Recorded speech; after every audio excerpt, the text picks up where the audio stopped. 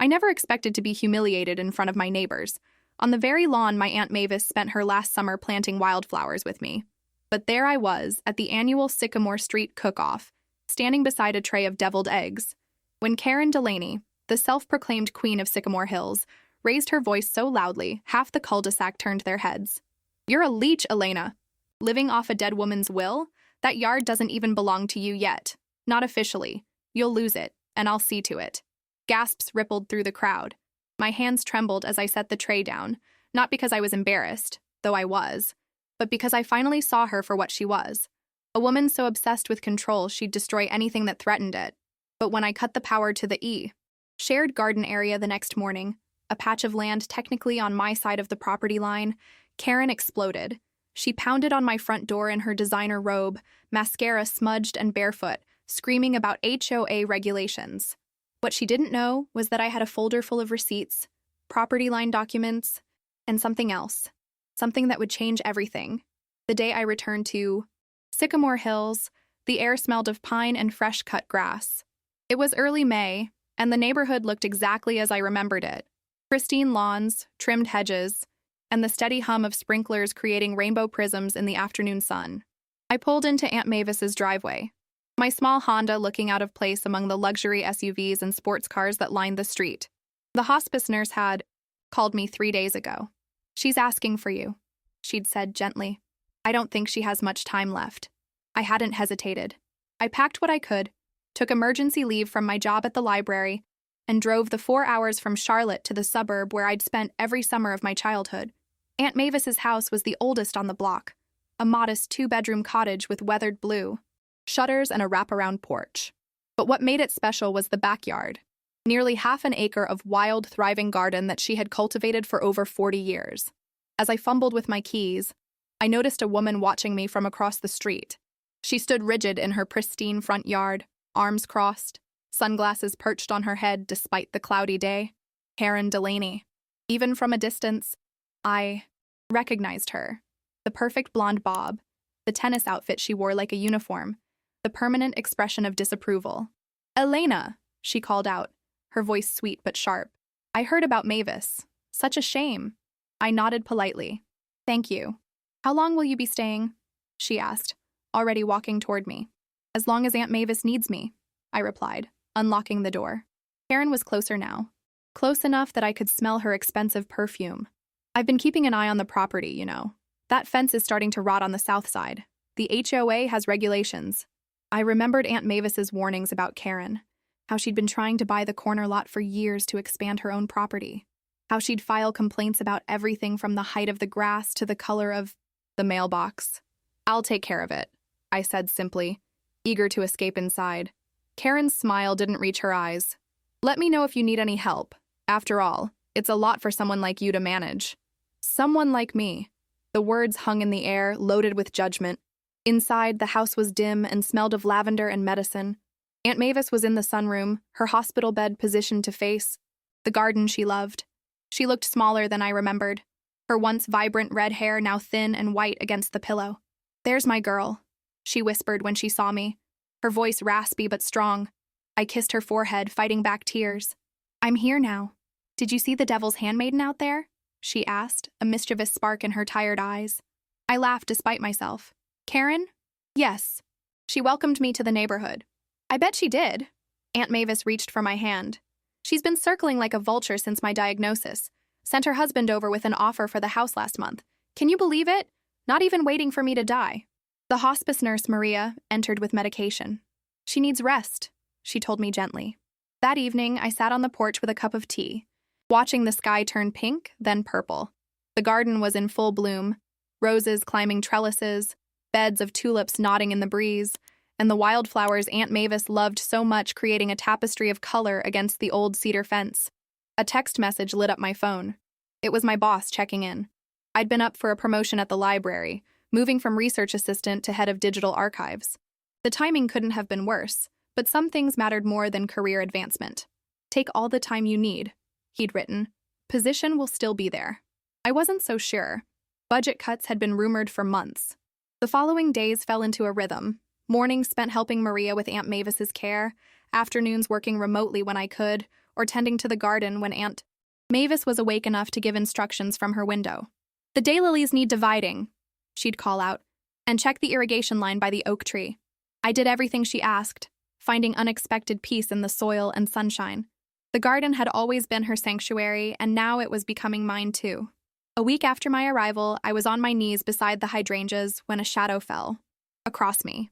Karen stood at the edge of the property, a folder in her manicured hands.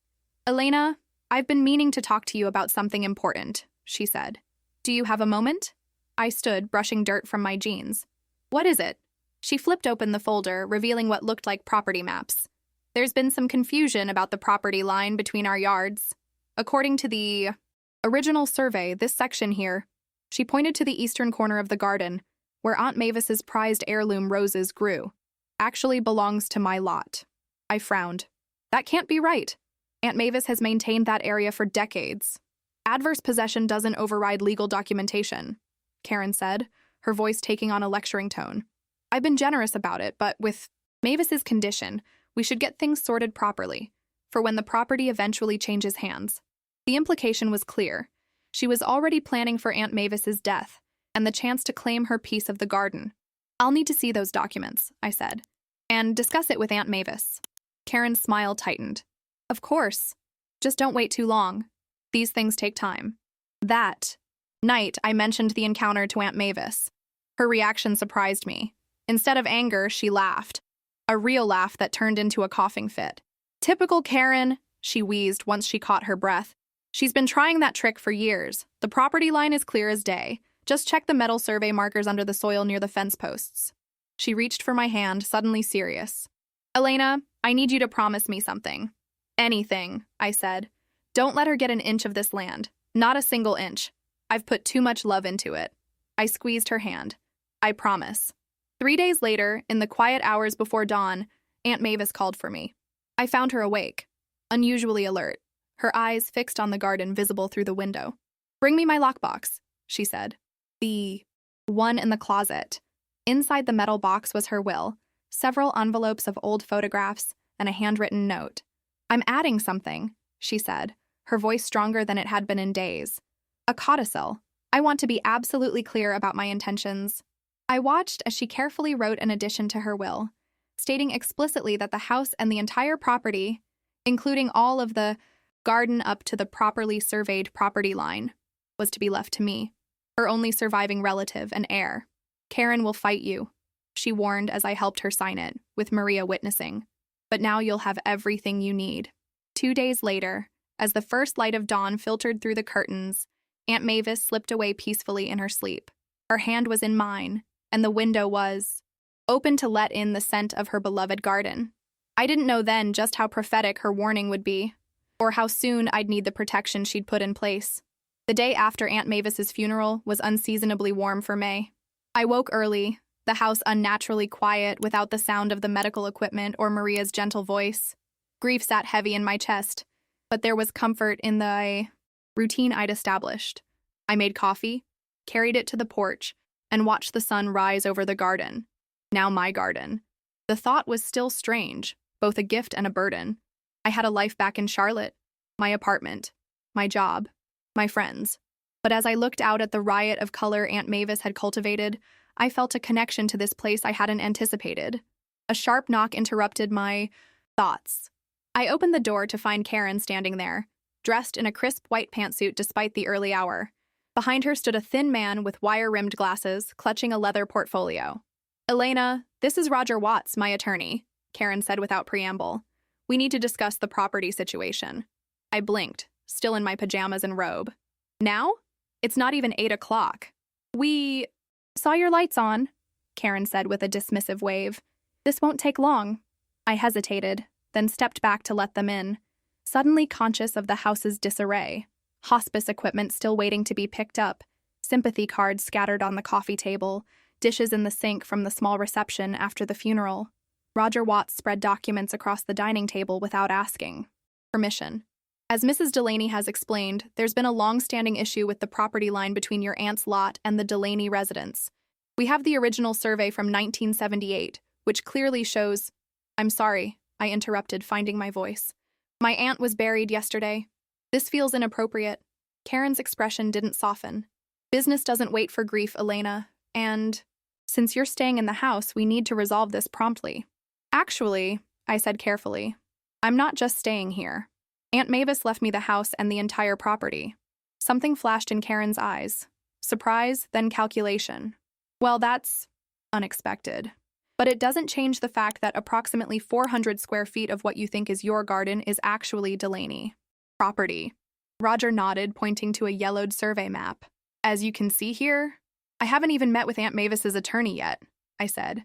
I'm not discussing property lines or signing anything until I do. Karen's smile was tight. Of course. We're just trying to be efficient. The HOA has strict guidelines about property maintenance, and with summer approaching, there are certain expectations. The annual garden showcase is in 6 weeks, and this section of the neighborhood has always been a highlight. The real message was clear.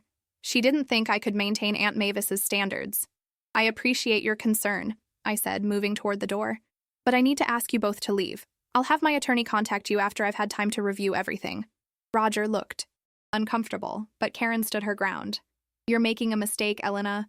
I'm trying to be neighborly, but if we have to pursue this officially, it will get complicated. Goodbye, Karen, I said firmly, holding the door open. After they left, I called the number Aunt Mavis had left for her attorney, Margaret Chen. Her secretary scheduled me for an appointment the following day. That afternoon, as I was sorting through Aunt Mavis's papers, I heard the distinctive sound of a metal detector outside. I looked out to see a man in khaki shorts methodically sweeping the device over the eastern corner of the garden, the very area Karen had claimed was hers. I marched outside. Excuse me, what are you doing on my property? The man looked up, startled. Oh, sorry, Mrs. Delaney hired me to locate the original survey markers. Just doing my job. Without permission from the property owner? I asked incredulously. He had the decency to look embarrassed. She said she had permission. Well, she lied. Please leave immediately, or I'll call the police. After he hurried away, I did something Aunt Mavis had mentioned. I checked the fence posts along the eastern boundary. Sure enough, buried a few inches below the soil next to each post was a metal survey marker, clearly placing the disputed garden section well within our property line. I took photographs of each marker with my phone, making sure the geolocation was enabled. The next day, Margaret Chen's office was exactly what I expected. Professional, elegant, and radiating competence. Margaret herself was a petite woman in her 60s, with a razor-sharp bob and eyes that missed nothing. Mavis was a dear friend, she said after offering condolences. She spoke of you often. Did she tell you about the neighbor situation? I asked. Margaret's smile was knowing. Karen Delaney? Oh, yes. Mavis kept detailed records of every interaction. The woman has been trying to expand her property at Mavis's expense for years. She opened a thick file folder. Fortunately, your aunt was meticulous. We have the original property deed, surveys from 1965 and 1992, and documentation of every improvement made to the garden. Plus, she had the foresight to add that codicil to her will, making her intentions absolutely clear. Relief flooded through me. So Karen doesn't have a case? Not legally, no, Margaret said. But that doesn't mean she won't make things difficult. People like Karen Delaney don't respond well to being told no. Her words proved prophetic. Over the next 3 weeks, as I settled into life in Sycamore Hills and considered my options in Charlotte, Karen launched what could only be described as a campaign of harassment. First came the HOA complaints, about everything from the height of the grass, half an inch over, regulation, to the color of the new garden hoses I'd purchased. Apparently forest green was approved, but emerald green was not. Then came the noise. Construction at the Delaney house that mysteriously only happened at 7 a.m. or during the hours I was on conference calls for work. The breaking point came when I discovered someone had been in the garden while I was grocery shopping. Nothing was always taken, but several of Aunt Mavis's prized rose bushes had been aggressively pruned, nearly destroyed. Margaret advised me to install security cameras, which I did that same day. The next morning, they captured Karen entering the garden through a loose section of fence, garden shears in hand, headed for the century-old oak tree that shaded both our properties. I confronted her immediately. The cameras caught you, Karen. If you set foot on my property again, I'm filing for a restraining order. She didn't even try to deny it. That tree drops leaves on my pool deck. It's a nuisance, and the HOA regulations clearly state The HOA has already confirmed that heritage trees are protected, I interrupted. I checked. Karen's perfect mask slipped. You don't belong here, Elena. This is a community of successful people who've earned their place. You're just a charity case who got lucky when an old woman felt sorry for you. Her words stung, but I kept my expression neutral. Think whatever you want, but stay off my property. That evening, I received an email from my boss in Charlotte. The budget cuts had gone through. My position was being eliminated, but I was welcome to apply for a part-time cataloging role at significantly lower pay. I sat on the porch swing, watching fireflies emerge in the gathering dusk, and made a decision. I would stay. Not just for a few weeks or months, but permanently. This house, this garden, they were my legacy now, and I would fight for them. What I didn't know then was just how public and ugly that fight was about to become. The annual Sycamore Street Cook-Off was the neighborhood's biggest event of the summer. It had been a tradition for over 30 years, with neighbors competing for homemade dishes while raising money for the local elementary school.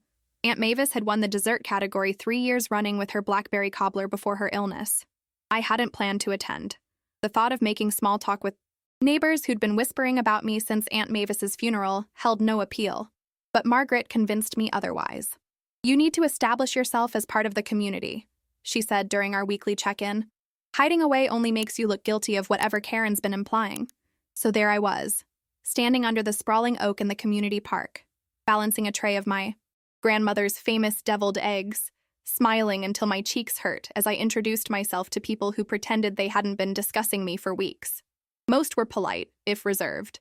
A few were genuinely welcoming, like Diane from 3 doors down, who'd brought over a lasagna my first week, and Tom and James, the retired couple who lived across from the park and always waved when I jogged past. I was just beginning to relax when I spotted Karen approaching, martini glass in hand, surrounded by her usual entourage of neighborhood women who seemed to orbit her like satellites. They were all laughing at something she'd said, but her eyes were fixed on me. "Elena," she called, her voice carrying across the crowd. "I'm surprised to see you here. I thought you'd be busy packing." Conversations around us quieted. "Packing?" I asked, keeping my voice even.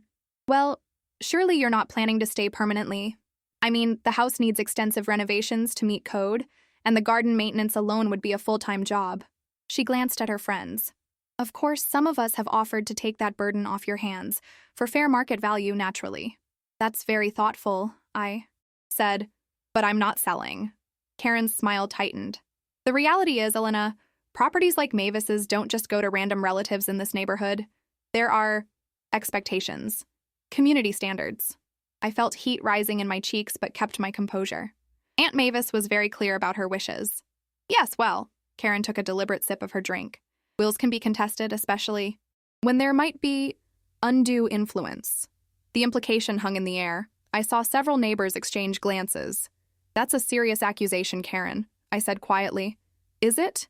An elderly woman, declining health, suddenly changes her will to leave everything to a niece who appears out of nowhere after years of absence?" She shrugged. "People will draw their own conclusions." That's when something inside me snapped. Not with rage, but with a sudden clarity. Karen had been counting on my discomfort, my desire to avoid conflict. But Aunt Mavis hadn't raised me to back down from bullies. "You know what, Karen? I think it's time we stop dancing around the real issue." I set my tray down carefully. "You've wanted that property for years. Aunt Mavis told me all about your repeated offers, your complaints to the HOA, even that time you tried to have her heritage roses removed, claiming they attracted vermin." Karen's face flushed. It's exactly what this is about," I continued, my voice stronger now. "And I understand your frustration. That corner lot would give you the biggest property on Sycamore Street. But it's not for sale. Not to you, not to anyone. You're a leech." "Elena!" Karen suddenly shouted, loud enough that half the cook-off turned to stare. "Living off a dead woman's will? That yard doesn't even belong to you yet, not officially. You'll lose it and I'll see to it." Gasps rippled through the crowd. Even Karen's friends looked shocked at her outburst. My hands trembled as I picked up my tray, not because I was embarrassed, though I was, but because I finally saw her for what she was. A woman so obsessed with control she'd destroy anything that threatened it. "I'm sorry you feel that way," I said quietly. "Excuse me." I walked away, heart pounding, aware of every pair of eyes on me. Diane appeared at my side, gently taking the tray from my shaking hands. "Don't let her get to you," she whispered. "Most people here know exactly who Karen is." But the damage was done. As I drove home, tears of frustration stinging my eyes, I could already imagine the gossip spreading through Sycamore Hills. The whispers. The doubts. Back at the house, I poured myself a glass of Aunt Mavis's blackberry wine and sat on the porch swing, looking out at the garden bathed in evening light. The motion sensor lights in the shared garden area flickered on. The fancy system Karen had installed last year, powered by electricity from my property through an arrangement she'd made with Aunt Mavis during her illness, an arrangement I was now subsidizing. I made a decision then, fueled perhaps by wine and wounded pride. The next morning, I located the breaker that controlled power to that section of the yard and flipped it off. It took exactly 47 minutes for the consequences to arrive. The pounding on my front door was so forceful it rattled the stained glass panel Aunt Mavis had installed decades ago. Through it, I could make out Karen's distorted figure. When I opened the door, I barely recognized her. Gone was the perfectly coiffed neighborhood queen. This Karen was in a silk robe hastily belted, her hair in disarray, mascara smudged, beneath wild eyes. "What have you done?" she demanded, pushing past me into the foyer. "Good morning to you too, Karen," I said, closing the door. "Would you like some coffee?" "Turn the power back on. Now." Her voice shook with rage. "My irrigation system is down. Do you have any idea how much those exotic plants cost?" I leaned against the wall, arms crossed. "Actually, I do. I also know how much the electricity costs to run your system. Electricity that comes from my meter. Mavis and I had an agreement, which died with her," I finished. "The HOA president confirmed there's no formal easement on file. You've been using my power for free." Karen's face contorted. "This is ridiculous. I'll file a complaint." "On what grounds? That I'm not giving you free electricity?" I shook my head. "You're welcome to install your own system, or we can work out a formal agreement with appropriate compensation." "You'll regret this," she hissed. "I know people, important people. One call and that job offer you're waiting for in Charlotte could disappear." I felt a chill. I hadn't told anyone about my job situation except Margaret. Karen must have been monitoring my mail or my phone calls. "Are you threatening me?" I asked quietly. "I'm educating you," Karen snapped. "This neighborhood has standards. People who don't meet them don't last long." She stormed toward the door, then turned back. "This isn't over." "Actually," I said, reaching for a folder on the side table. "I think it is." I handed her the folder, the one I'd prepared with Margaret's help, containing copies of the property surveys, the codicil to Aunt Mavis's will, documentation of the electricity usage, and photographs of the property line markers. "What's this supposed to be?" Karen asked, not opening it. "Evidence," I said simply. "Of the property boundaries, of your trespassing, of the damage to the rose bushes. Yes, the security cameras caught that too. And a cease and desist letter from my attorney." Karen paled as she flipped through the documents. "You wouldn't—" "I would. And I did. I opened the door. Stay off my property, Karen, and find another power source for your garden." After she left, I leaned against the closed door, heart racing. I had stood my ground, but I knew the war was far from over. Karen wasn't the type to retreat. She would escalate. And escalate she did. The next day, a large truck delivered materials to Karen's driveway. By afternoon, workers were constructing what appeared to be an elaborate garden arch, directly over the property line. I called Margaret immediately. "She's testing you," Margaret said after I described the situation. "Seeing if you'll actually enforce your boundaries." "What should I do?" "Document everything, then show the neighborhood exactly who's in the right." Margaret's plan was bold but effective. 3 days later, I hosted a small garden tea in honor of Aunt Mavis. I invited several key neighbors, the HOA president, the editor of the community newsletter, and those who had seemed sympathetic at the cook-off. I made sure to set up chairs and tables where Karen could see them from her kitchen window, which overlooked our shared property line. As guests arrived, I served Aunt Mavis's favorite lavender lemonade and cucumber sandwiches. Then, when everyone was settled, I gave a brief, emotional speech about how much the garden had meant to my aunt, and how honored I was to continue her legacy. "Which is why," I concluded, unrolling a large laminated property map on an easel, "I wanted to clear up any confusion about the boundaries of this special place." The map was impressive, professionally surveyed, with the property lines clearly marked in red, official stamps and seals visible to all. As you can see, I continued, pointing to the eastern corner where Karen's new arch was encroaching, the legal boundary is quite clear. Mr. Allen, the HOA president, stepped forward to examine the map, taking photographs with his phone. Mrs. McCarthy, who'd stopped speaking to me after Karen's outburst at the cook-off, looked stunned. That's when Karen appeared, storming across her lawn toward our gathering, face flushed with anger. "What do you think you're doing?" she demanded, her voice carrying across the garden. "Hosting a tea party," I replied calmly. "Would you care to join us?" "This is harassment," Karen insisted, looking around at the neighbors. "She's trying to manipulate all of you. By serving lemonade and showing official property records?" Diane asked, raising an eyebrow. Karen's eyes narrowed. "You manipulated a dying woman. And you trespassed," I countered evenly. "Multiple times." I handed Mr. Allen another folder.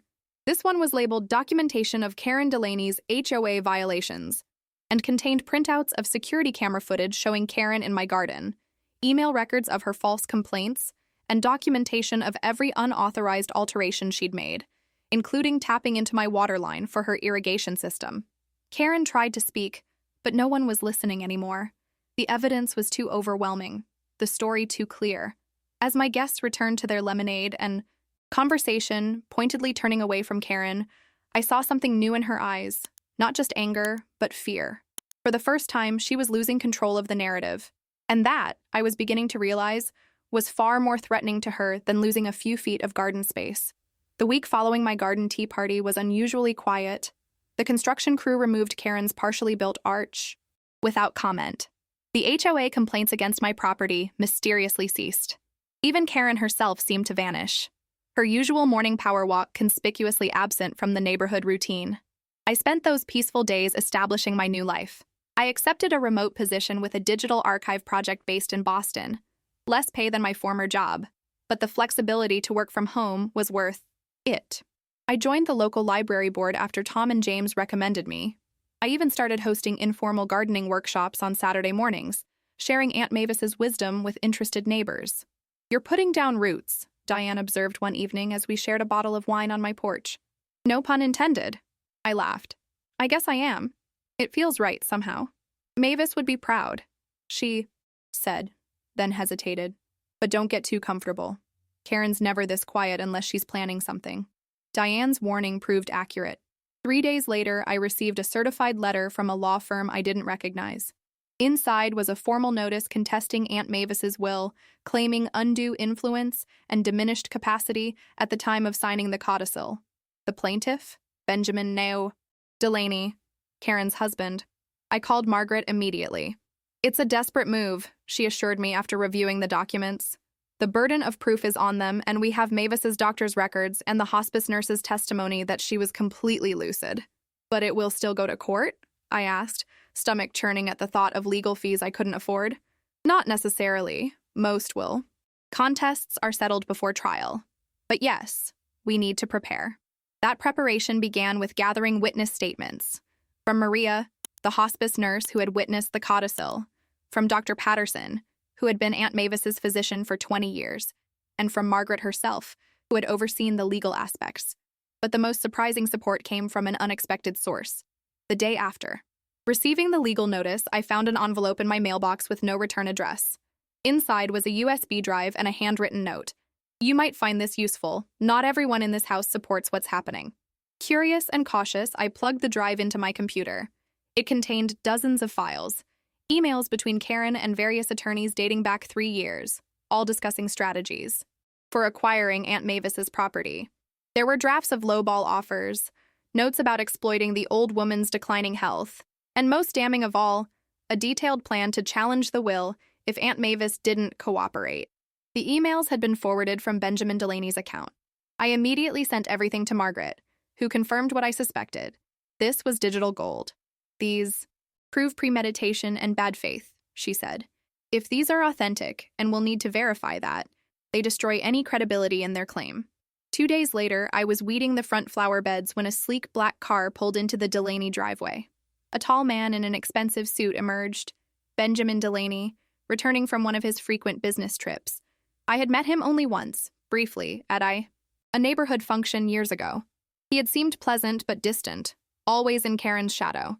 Now, as he retrieved his luggage, he glanced in my direction. Our eyes met briefly, and he gave a small, almost imperceptible nod before disappearing into the house. That evening, raised voices came from the Delaney house. Unusual for a couple who prided themselves on their perfect public image. These why arguments seemed to move from room to room, eventually reaching their back patio, where their words became clear enough for my security cameras to capture. "How could you be so careless?" Karen's voice was shrill. "Those emails were private. They were sent from my work account," Benjamin replied, his tone weary. "The company monitors everything, I told you that. So now what, we just give up? Let her win? This was never our fight, Karen. It was yours, and I'm done with it. After everything I've sacrificed for you, for us, this house, this neighborhood, I've made us into something." "No." Benjamin's voice was suddenly stronger. "You've made yourself into something. I'm just the wallet and the last name." The argument continued, but they moved inside, beyond the range of my cameras. I sat on my porch swing, processing what I'd heard and what it implied. The USB drive hadn't come from a sympathetic house staff member, as I'd assumed. It had come from Benjamin himself. The next morning, as I returned from my run, Benjamin was retrieving his newspaper from the driveway. He glanced around, then walked purposefully toward me. "I understand you received some information," he said, without preamble. I nodded, uncertain how to respond. "Good." He looked tired, the lines around his eyes deeper than I remembered. "I wanted to apologize for all of this. It wasn't my idea." "Then why go along with it?" I asked. He sighed. 20 years of marriage. It's easier to say yes than fight the same battle over and over. But this, he gestured vaguely toward my property. This crossed a line.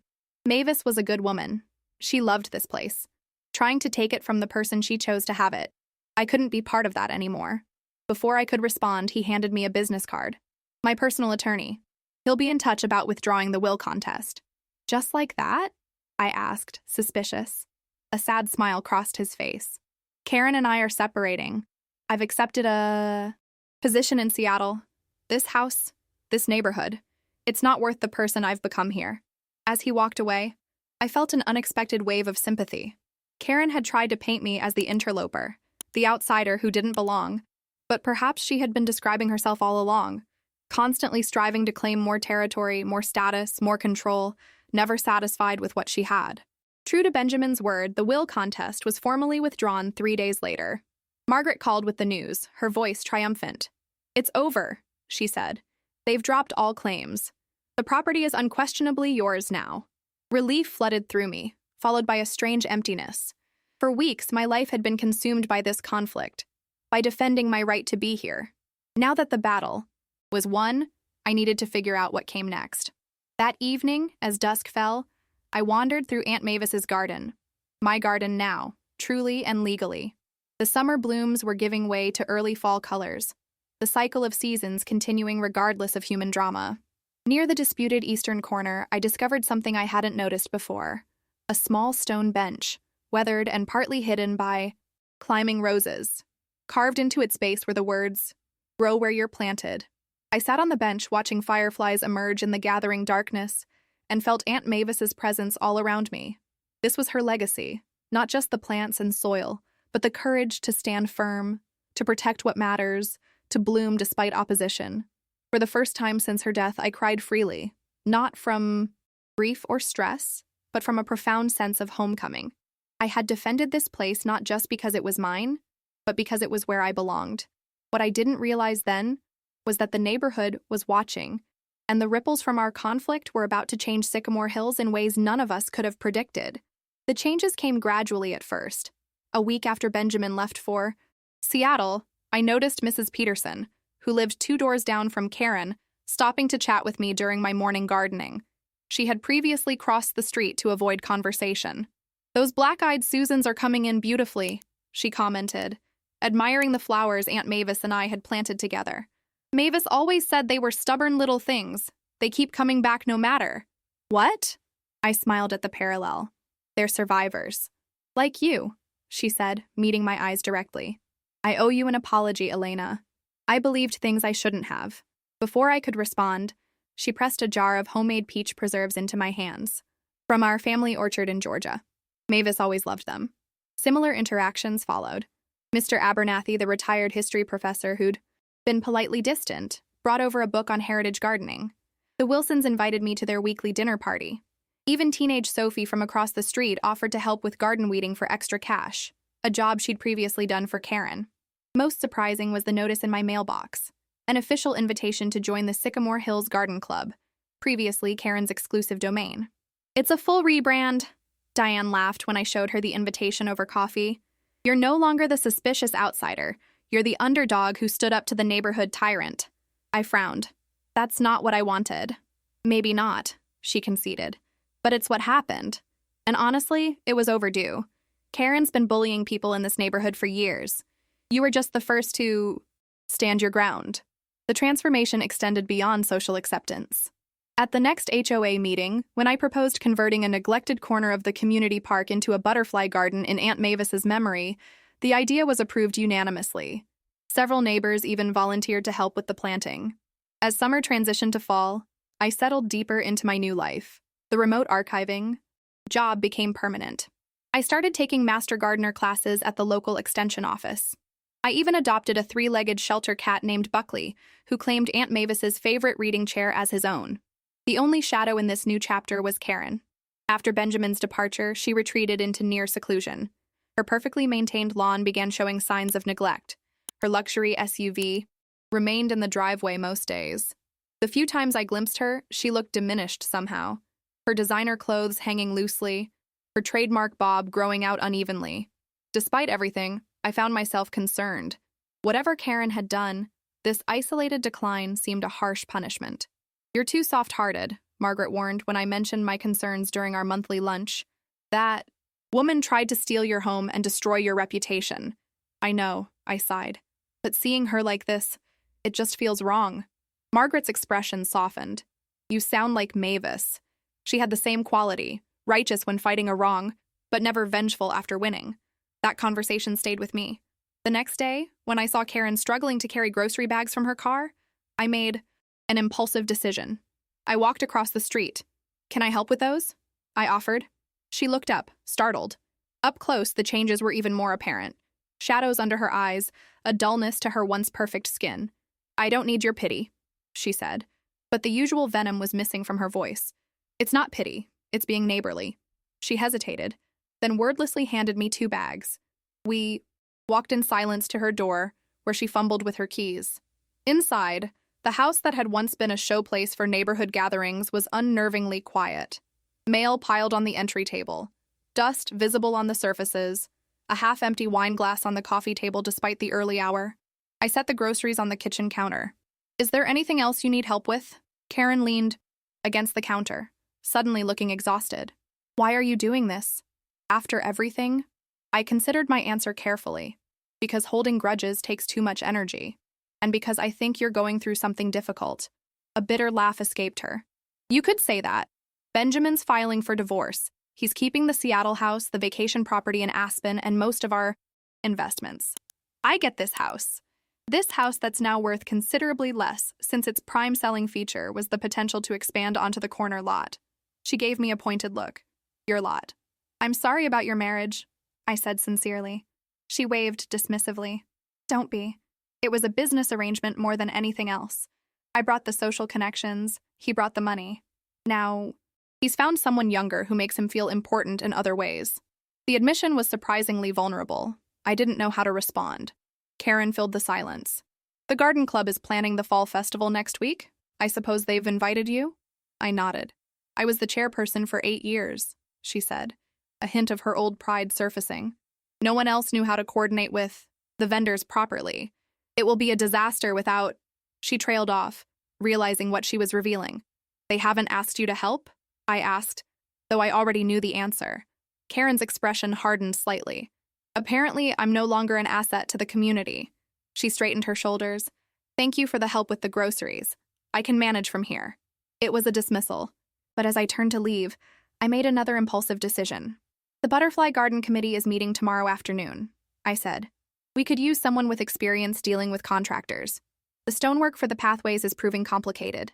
She looked at me suspiciously. Is this some kind of peace offering? It's an opportunity, I said simply. Take it or leave it. To my surprise, Karen appeared at the community center the next day, dressed in her usual polished style, though notably less flashy. She stood awkwardly at the edge of the group until I motioned her over. Everyone, I think most of you know Karen Delaney. She's offered to help with the contractor negotiations for the stonework. There were a few raised eyebrows, but Tom, always diplomatic, immediately engaged. Her. Thank goodness. The quote they sent over was highway robbery. What do you think we should counter with? Karen hesitated only briefly before diving into the details, her natural assertiveness channeled productively for once. By the end of the meeting, she had negotiated a 15% reduction in the stonework costs and arranged for donated mulch from a local garden center, apparently owned by a former client of hers. As we walked to our cars afterward, she seemed almost like a different person, energized but not aggressive, confident but not domineering. Thank you, she said stiffly, for including me. You did good work today, I replied honestly. Your skills are valuable when they're used to build things up instead of tear them down. She flinched slightly but nodded. I deserve that.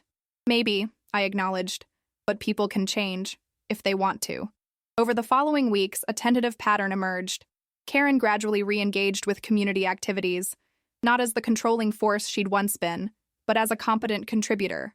She kept her distance from me at first, our interactions limited to committee meetings and occasional nods across the street. Then came the first frost warning of the season. I was frantically covering Aunt Mavis's more delicate plants when Karen appeared at the garden gate, carrying several large sheets of agricultural fabric. You'll need more than what you have for all these beds, she said matter-of-factly. Benjamin left these in the garage. They're just collecting dust. We worked side by side in the fading light, efficiently, protecting the garden from the coming cold. When we finished, I invited her in for tea, an offer I never thought I'd make. Sitting in Aunt Mavis's kitchen, steam rising from our mugs, Karen finally addressed the elephant in the room. I owe you an apology, she said abruptly. For all of it. The harassment, the lies, the legal battle. It was unacceptable. Why did you do it? I asked. The question that had haunted me for months. It wasn't just about the property, was it? Karen stared into her tea. Do you know what it's like to build your entire identity around being the best? The most admired? The most envied? She looked up. I came from nothing. My father was a janitor. My mother cleaned houses, including some in neighborhoods like this. I clawed my way here. Every connection, every achievement was hard-won, she continued, her voice softer. Then Mavis, who never cared about status or appearances, was beloved by everyone effortlessly. And you, she gestured vaguely. You arrived with your sensible shoes and library job, not trying to impress anyone, and people genuinely liked you. It seemed unfair. Life usually is, I said. Yes, she agreed, with surprising humility. I'm learning that. As she left that evening, she paused at the door. The house is going on the market next week. I can't afford to keep it without Benjamin's income. Where will you go? I asked. My sister has a guest house in Charleston. I'll stay there while I figure things out. She looked back at the garden, now safely covered against the frost. Mavis would be proud of what you've done here. I never told her, but I always admired her garden. It had a soul that my professionally landscaped yard never captured. It was perhaps the most honest thing she'd ever said to me. The for sale sign appeared in Karen's yard the following Monday. By Wednesday, rumors circulated that a young family from Boston had already made an offer. By Friday, Karen was holding a discreet estate sale for items she wouldn't be taking to Charleston. I found myself browsing through her carefully arranged living room, feeling like a voyeur in the dismantling of her life. On a side table sat a small collection of gardening books, meticulously maintained. They were my grandmother's, Karen said, noticing my interest. The only one in my family who had any talent with plants. I selected 1. A rare first edition on heirloom roses that I knew Aunt Mavis had coveted for years. How much? I asked. Karen shook her head. Consider it a peace offering. As I turned to leave with the book, she added, There's a passage marked in there. Page 94. It reminded me of something Mavis once said. Later that night, I found the page, marked with a pressed rose petal. A single sentence was underlined. The most beautiful gardens are never planned but grown, shaped by love, patience, and the wisdom to know which roots to nurture and which to prune. I realized then that Karen, for all her flaws, was finally experiencing her own form of growth, painful but necessary. And perhaps, in some small way, I had helped plant that seed. The first real snowfall of winter arrived in early December, transforming Sycamore Hills into a postcard-perfect scene. I woke to find Buckley perched on the windowsill, his three-legged silhouette dark against the brilliance outside. "Quite a view, isn't it?" I murmured, scratching behind his ears. 6 months had passed since Aunt Mavis's death. The legal battles were behind me. The garden was winterized, tucked beneath protective coverings until spring. I had established a comfortable routine, working from my converted sunroom office during the week, volunteering at the library on Saturdays, hosting small gatherings of new friends on occasion.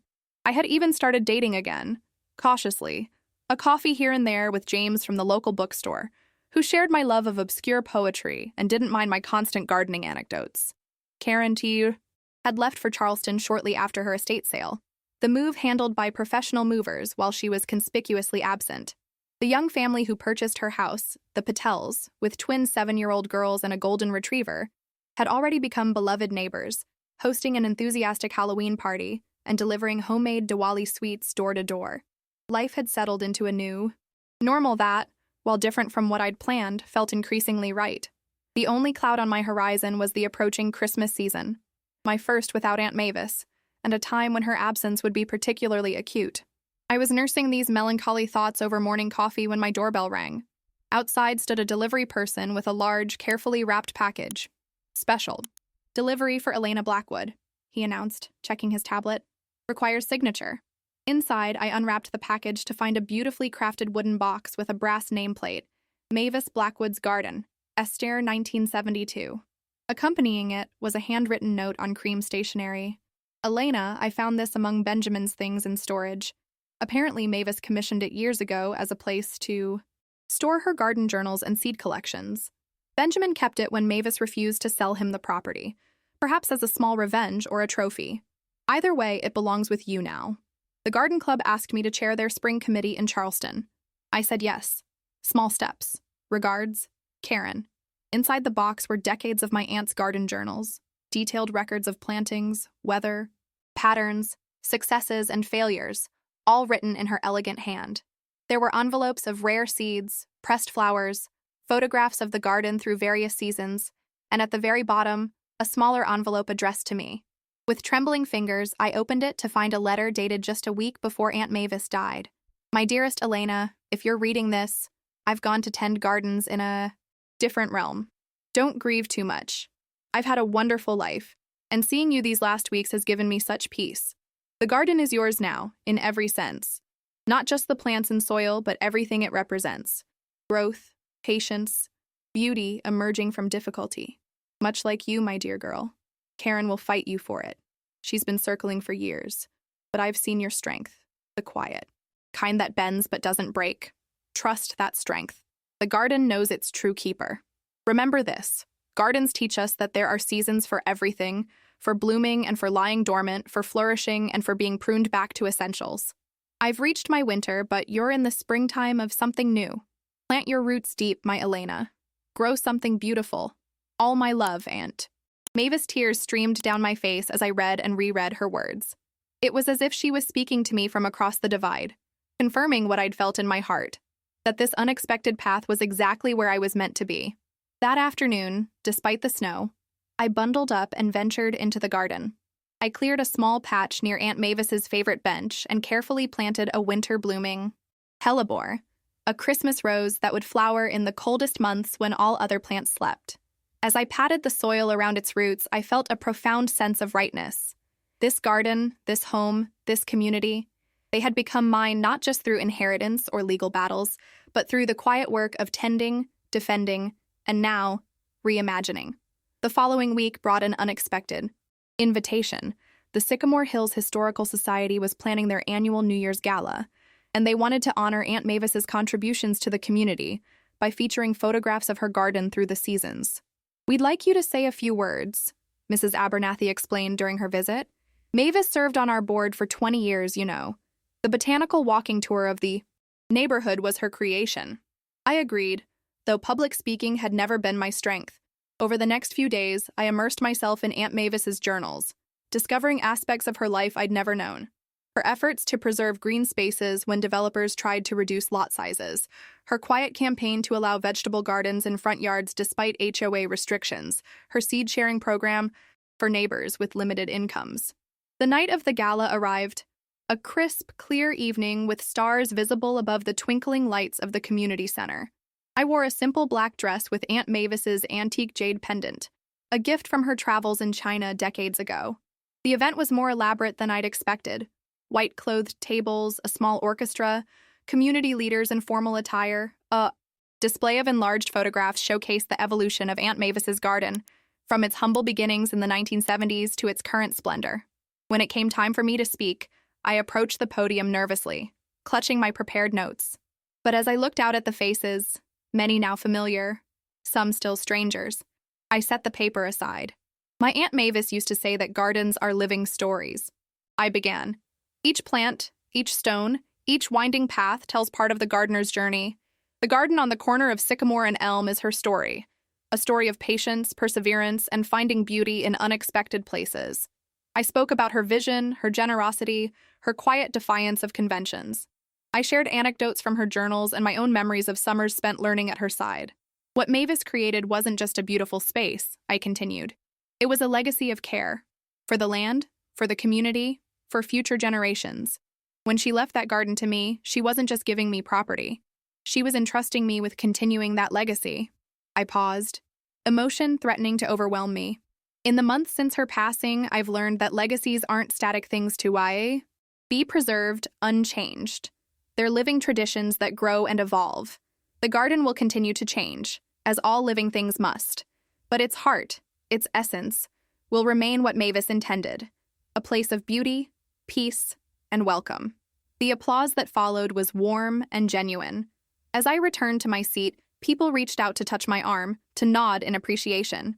I had connected with them not as Mavis's niece or the victor in a neighborhood dispute, but as myself, the new caretaker of a beloved community treasure. Later that evening, as guests mingled over champagne and dessert, the mayor approached me with an unexpected proposition. "We've been discussing the vacant lot on Maple Street," he explained. "The one the city acquired in the tax sale last year.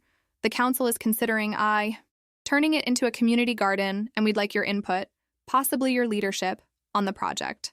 The opportunity was both exciting and daunting. "I'm still learning myself," I admitted. "That's precisely why you're perfect for it," he countered. "You understand the learning process, and you've shown remarkable community spirit despite a challenging introduction to Sycamore Hills." As I drove home that night, snow beginning to fall again in gentle flurries, I felt a shift in my perception of the future. What had begun as a temporary return to care for Aunt Mavis, followed by a defensive battle to protect her legacy, was transforming into something I hadn't anticipated. A purposeful new chapter shaped by my own choices. The house was dark when I arrived home, save for the motion sensor. Lights that guided my path to the door.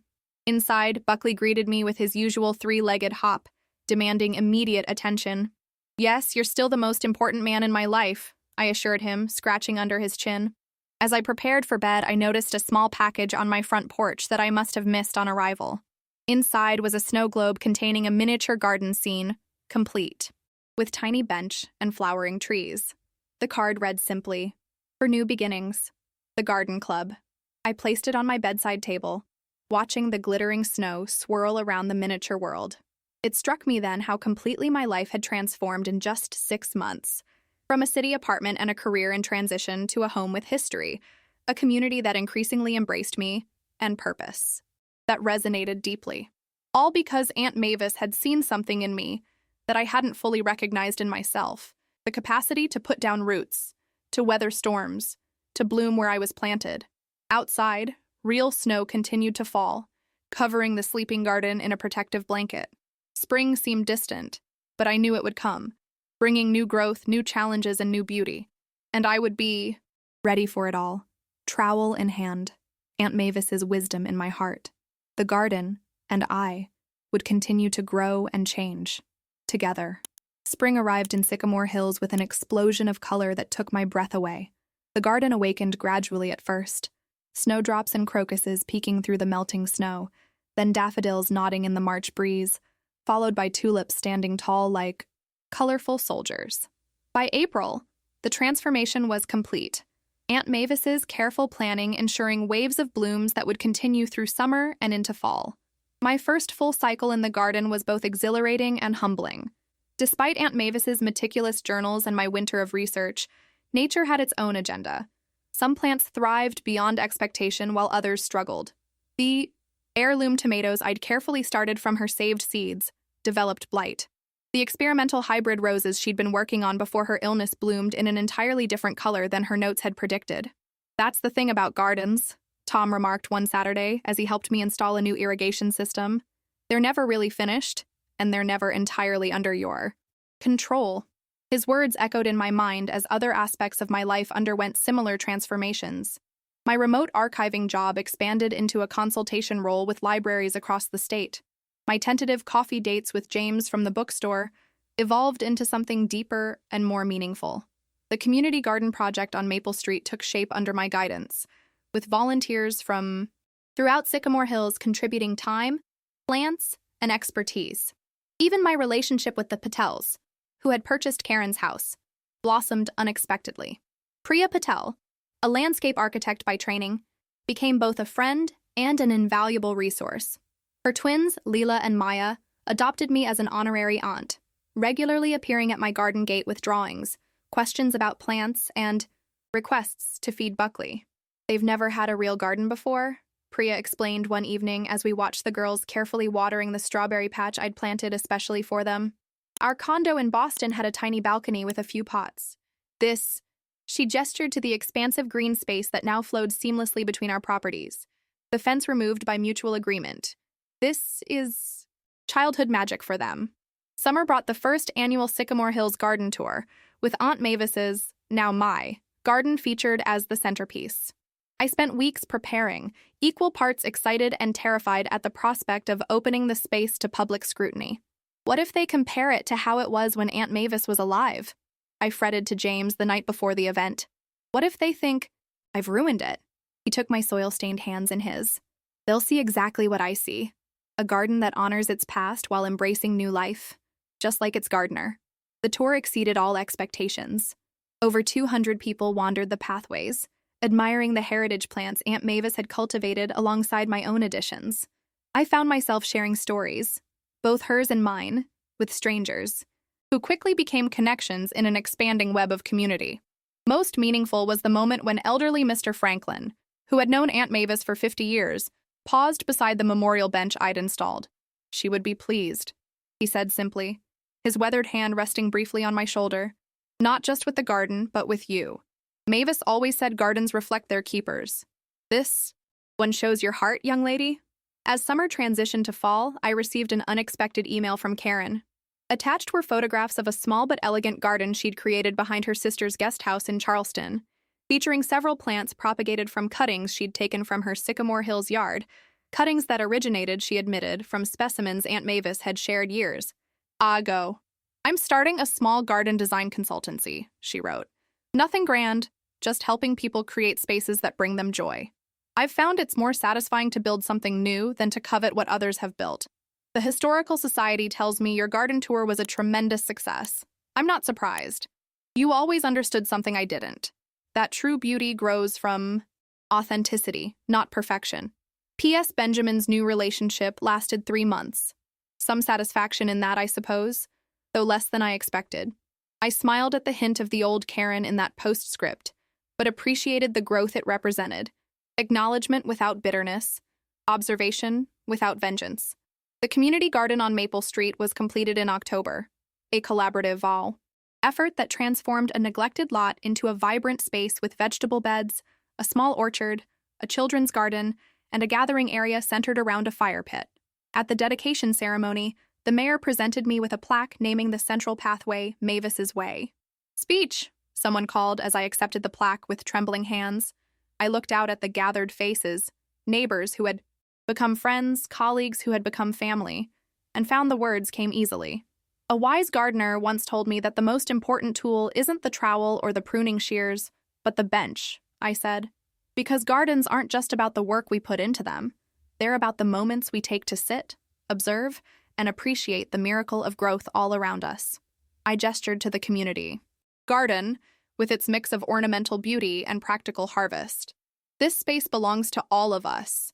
It will feed us, teach us, challenge us, and bring us together. In a world that often feels divided, there's profound power in digging our hands into the same soil, nurturing the same plants, sharing the same harvest. As applause rippled through the crowd, I caught sight of James at the edge of the gathering, his expression a mix of pride and something deeper. Later that evening, as we walked back to my house hand in hand, he asked the question I'd been both expecting and dreading. "I've been offered that teaching position at the university," he said, referring to the literature professorship he'd interviewed for months earlier. "It starts next semester." My heart constricted. The university was 3 hours away. Not an impossible distance, but a significant one. "That's wonderful," I said, meaning it despite my selfish wish to keep him close. "You've worked so hard for this opportunity." "I've been thinking," he continued, his voice carefully neutral. "That cottage on the edge of campus, the one the university offers to faculty. It's small, but it has that amazing south-facing yard. Almost a quarter acre." I nodded, uncertain where he was going with this. "It would be a shame to leave it in the hands of someone who doesn't appreciate gardens," he said, stopping to face me fully. "Especially when I know the perfect gardener." "James, I'm not asking you to abandon everything you've built here," he said quickly. "This is your home, Mavis's legacy. But maybe it could be your spring and summer place. And the cottage could be our fall and winter retreat. 2 gardens, 2 homes, 1 life together." The proposition was unexpected, but oddly perfect. A solution that honored both my roots here and the possibility of new growth elsewhere. "The university has an exceptional archival studies program," he added. "They're always looking for guest lecturers with practical experience." That night, sitting on Aunt Mavis's porch, my porch, I reopened her final letter to me. "Plant your roots deep, my Elena. Grow something beautiful." Perhaps, I realized, those roots could extend further than I'd imagined, nourishing more than one garden, more than one community, more than one dream. When the first snow fell in December, exactly 1 year after I'd planted the hellebore by Aunt Mavis's bench, I made my decision. The Sycamore Hills house would remain my primary residence, but I would spend weekends and part of the academic term with James at the university cottage, developing a garden there while maintaining my responsibilities here. Priya and her husband agreed to be my garden sitters during my absences, with the twins eagerly volunteering to care for Buckley. The Historical Society approved my proposal to open the garden for educational workshops during specific periods. The Community Garden Committee established a rotating leadership structure that didn't require my constant presence. As I packed a small suitcase for my first extended stay at the cottage to help James settle in before the semester began, I realized that Aunt Mavis had given me far more than property. She had given me the confidence to cultivate a life that could accommodate both roots and wings, both tradition and innovation, both solitude and partnership. The garden would be waiting when I returned, dormant but alive beneath the snow, ready for another season of growth. And so would I. 3 years to the day after Aunt Mavis passed away, I stood in her garden, my garden, surrounded by a small gathering of those dearest to me. The late May afternoon was perfect, the air fragrant with lilacs and newly mown grass. Butterflies danced through the riot of spring blooms, and birds called from the ancient oak that shaded the eastern corner. "Are you nervous?" Diane asked, adjusting the simple crown of fresh flowers in my hair. I smiled, surprisingly calm. "Not at all. This feels right." It had been a journey to reach this moment. 3 years of growth, change, and unexpected blessings.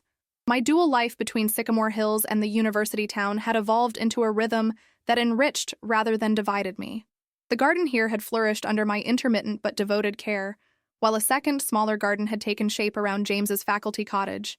My professional life had transformed as well. What began as guest lectures at the university expanded into a position coordinating a special project, digitizing historical botanical records and garden designs, work that perfectly combined my archival expertise with my newfound passion. Most remarkably, the community connections Aunt Mavis had nurtured for decades continued to strengthen and expand. The Maple Street Community Garden had become a model for 3 similar projects throughout the county. The annual garden tour now featured over 20 properties and drew visitors from neighboring states. The children's gardening program I'd started with the Patel twins had expanded to include weekend workshops throughout the growing season. And now, on this perfect May afternoon, another seed ant Mavis had planted was coming to full flower. "It's time," Priya said, handing me a simple bouquet of flowers gathered entirely from the garden. Leela and Maya, now 10 years old and solemn with the importance of their roles, took their positions at the head of the small procession, ready to scatter rose petals along the path. Music began. James's colleague from the music department playing Bach on a cello positioned beneath the wisteria arbor. The 24 guests rose from their garden chairs and turned expectantly toward the back porch, where I stood arm in arm with Mr. Franklin, who had agreed to escort me in the absence of any living relatives. "Mavis would be proud as a peacock," he whispered as we began our walk through the garden to where James waited beside the memorial bench, now surrounded by a semicircle of blooming roses. The ceremony was brief but meaningful, vows exchanged not just between James and me, but also acknowledging our commitment to the land, the community, and the legacy we were continuing. When the officiant pronounced us married, a spontaneous cheer rose from our gathered friends, startling a robin from its perch in the nearby hawthorn. The celebration that followed had the relaxed, joyful quality of a family gathering. Tables set throughout the garden offered a potluck feast contributed by neighbors. Children played on the sprawling lawn that now connected our property with the Patels. Dogs, including the newest addition to our household, a puppy named Clover, napped in shady spots or begged for scraps. As dusk approached and fairy lights twinkled on in the trees, I found myself standing at the garden gate, momentarily alone, watching the scene with a full heart. James was deep in conversation with his colleagues from the university. Diane and her new partner were helping the Patel twins set up a croquet set on the side lawn. Tom and his husband were distributing slices of the incredible wedding cake they'd baked, designed to, resemble a miniature English cottage garden. Room for one more? I turned to find Karen standing hesitantly at the gate, a wrapped gift in her hands. She looked well, her hair styled differently now, her clothing more relaxed though still elegant, her expression softer than I remembered. "Of course," I said, genuinely pleased to see her. We had exchanged occasional emails over the years, and I knew from mutual acquaintances that her garden design business in Charleston had become quite successful. But I hadn't expected her to accept the wedding invitation I'd sent, more out of courtesy than expectation. "I wasn't sure I should come," she admitted as I ushered her in, "but I wanted to see how everything turned out. The garden, the neighborhood." She paused. "You." I smiled. "And what's your professional assessment?" She looked around, taking in the thriving landscape, the happy gathering, the home that had become a center of community once more. "Growth," she said simply. "Healthy, balanced growth." She handed me the package, a small wedding gift, though perhaps full-circle gift would be more accurate. Inside was a beautifully illustrated book on heritage roses, the same rare first edition she had given me from her grandmother's collection before leaving Sycamore Hills. "I don't understand," I said, confused. "You already gave this to me." Karen shook her head. "That was a reproduction. This is the original. Mavis lent it to me 20 years ago, and I never returned it. It felt like a piece of her garden I could possess, even if I couldn't have the land." I ran my fingers over the worn leather cover, touched by both the gift and the confession it represented. "Thank you," I said softly, "for bringing it home." Karen's gaze drifted to the eastern corner of the garden, the section she had once tried so desperately to claim. It now featured a small pond surrounded by natural plantings, a peaceful spot that attracted dragonflies and songbirds. "You've made it more beautiful than I ever imagined," she acknowledged. "Even in my most ambitious plans for expanding my property, I never envisioned something this alive." There was no bitterness in her voice, only genuine appreciation, and perhaps a hint of wistful recognition of a path not taken. "Would you like a tour?" I offered. "There's someone I'd like you to meet as well." I led her through the garden, to where James was now chatting with Priya and her husband, making introductions with a warmth that would have been unimaginable 3 years earlier. As they fell into conversation about Charleston, where James had once taught a summer course, I excused myself to check on the refreshments. From across the garden, I watched the scene with a sense of completion. Karen, once an adversary who threatened everything I valued, was now simply another guest, another connection in the expanding web of community centered around this special place. Later, as the party wound down and guests began to depart, James found me sitting on Aunt Mavis's bench, our bench now, gazing up at the first stars appearing in the twilight sky.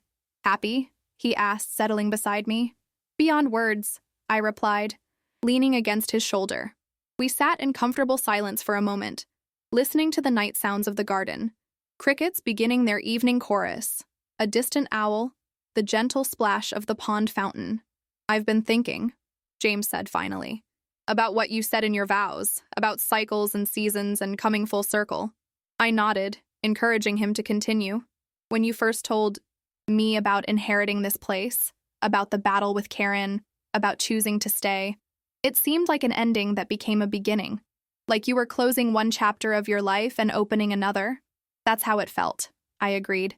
"But sitting here now, I see it differently," he mused. "It wasn't an ending that became a beginning. It was a circle completing itself. You weren't just inheriting a house or a garden. You were reclaiming a part of yourself, the part that belonged here all along." His observation resonated deeply. My summers with Aunt Mavis had shaped me more than I'd realized. Her values, her connection to the land, her quiet strength, they had taken root in me long before I returned to care for her in her final days. "The best part about circles," James continued, taking my hand, "is that they keep going. They expand to include more love, more life, more possibilities."